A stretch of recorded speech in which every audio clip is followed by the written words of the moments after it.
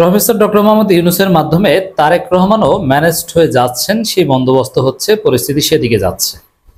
Already BNP নরম কাটা শুরু করেছে। ডিসেম্বরের নির্বাচনের বিষয়ে যে বিএনপি একদম পয়েন্ট অফ নো রিটার্নে ছিল, এখন তারা সুর নরম করে বলছে না না একটু পরেও হতে পারে।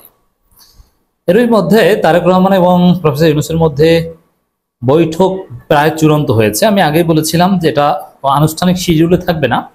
সরকারের পররাষ্ট্র উপদেষ্টা বলেছিল যে না, এখন পর্যন্ত তার এটা জানা নেই, কিন্তু নানান সোর্স বলছে যে না, তারেক রহমানের সাথে প্রধান উপদেষ্টার বৈঠক হবে। তারেক রহমানের সাথে প্রধান উপদেষ্টা প্রফেসর ইউনূসের বৈঠক সম্ভাবনা, একই সাথে বিএনপির একাংশ, বিএনপির যারা ক্রিম মূল বুদ্ধিজীবী বা বুদ্ধিবৃত্তিক সাপোর্ট যারা এতদিন দিত বা দিয়ে আসছে, যারা ন্যারেটিভ নির্মাণ করতে পারে বিএনপির, তারা বলছে না এপ্রিল নির্বাচন হলে সমস্যা নাই।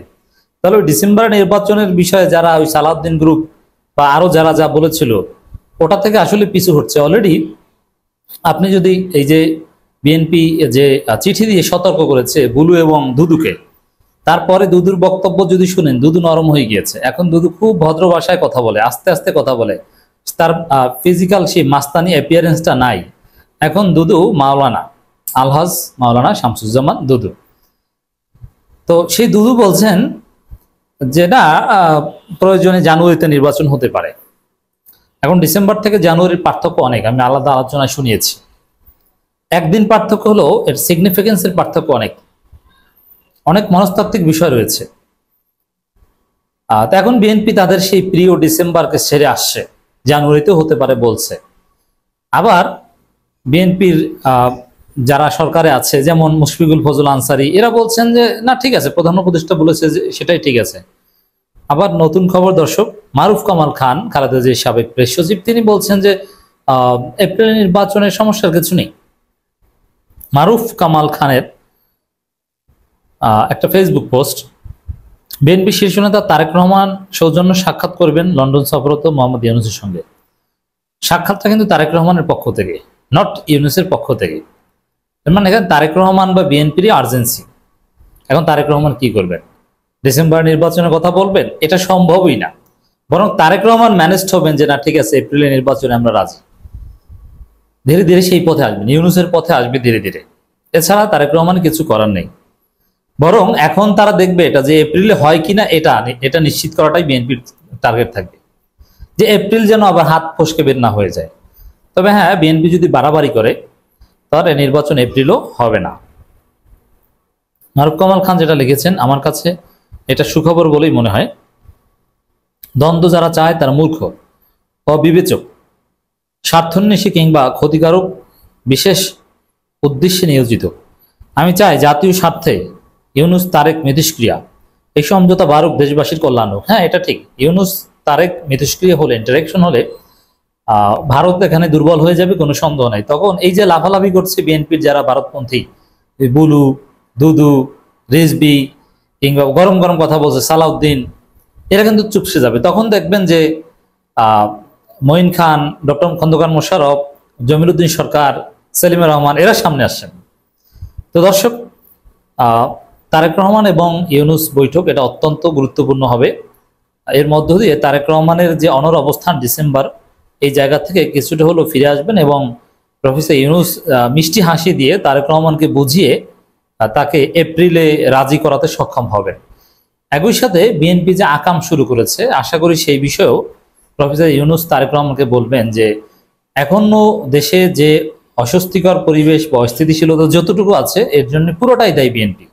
এটা আশা করি তারেক রহমানকে বলে আসবেন।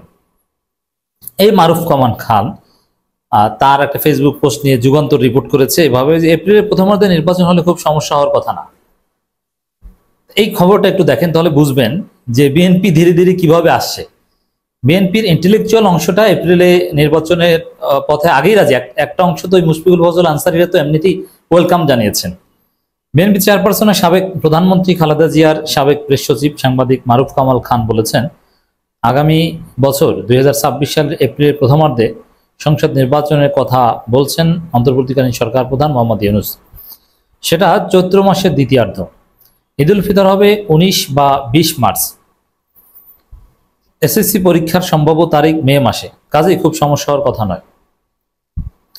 আর এসএসসি পরীক্ষার সময় বিএনপির হরতাল অবরোধ চলতে পারে, আর নির্বাচনী প্রচারণা চালালে সমস্যা।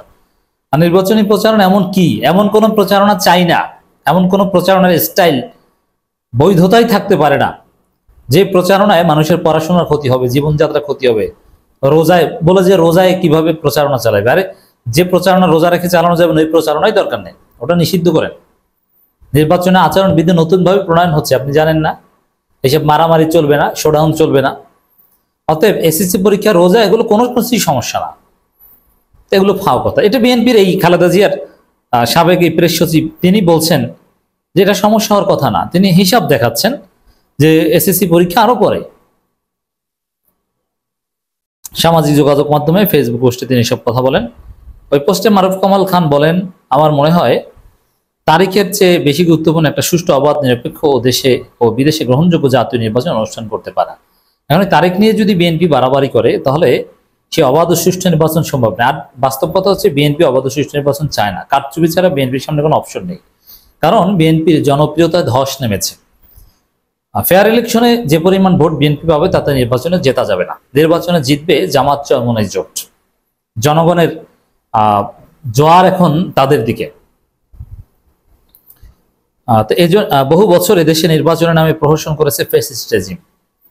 তো বিএনপি তো এই 5 আগস্টের পরও যতটুকু নির্বাচন হয়েছে, বিভিন্ন পেশাজীবী ফোরামের আইনজীবী সমিতি তারা তো প্রহসনের নির্বাচনই করেছে, ভোট চুরি করেছে, প্রতিপক্ষকে হামলা করেছে, তাদের ভোট দিতে দেয়নি, আমরা দেখেছি না? This is BNP. তিনি আরো বলেন 2008 সালের নির্বাচনের পর, অর্থাৎ 17 বছর ধরে যারা নতুন ভোটার হয়েছে সেই তরুণ তরুণীরা কেউ ভোট দিতে পারেনি।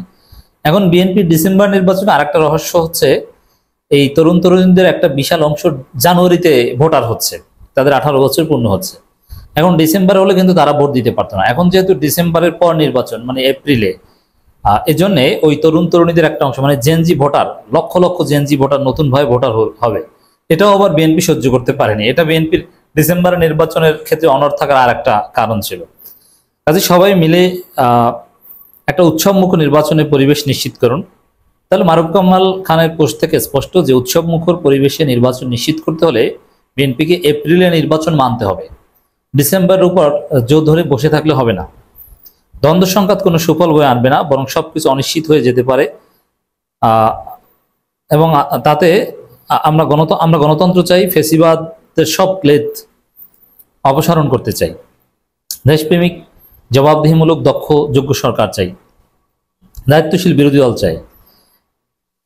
আমরা পেছনে ফেরার বদলে সামনে আগাতে চাই, 24-এর রক্তদান যেন বৃথা না যায়। কারণ এইগুলো যদি নিশ্চিত করতে হয় তাহলে বিএনপিকে এপ্রিলে নির্বাচন মানতে হবে, তাদের সেই অনড় অবস্থান থেকে ফিরে আসতে হবে, তাদেরকে ফ্লেক্সিবল হতে হবে, কিছু করার নেই। আর যদি না হয় তাহলে অনিশ্চিত ভবিষ্যৎ, আর এই অনিশ্চয়তার মূল ক্ষতিগ্রস্ত হবে বিএনপি নিজেই।